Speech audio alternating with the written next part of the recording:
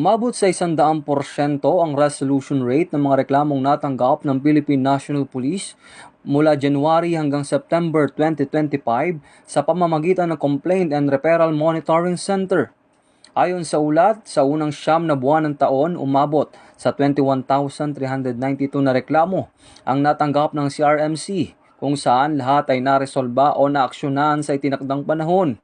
Ang pagtaas ng bilang ng reklamo kada quarter ay itinuturing na patunay na tumataas na tiwala ng publiko sa mga bukas at mabilis na mekanismo ng PNP para sa pagtanggap ng sumbong ng mamamayan.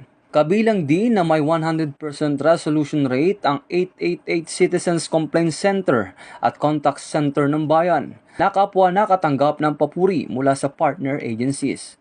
Nakatakda namang ilunsad ng PNP CRMC ang Enhanced Customer Relation Management Information System o CRMIS na may mas matatag na cybersecurity at mas madaling gamitin para sa mas epektibo serbisyo sa mamamayan.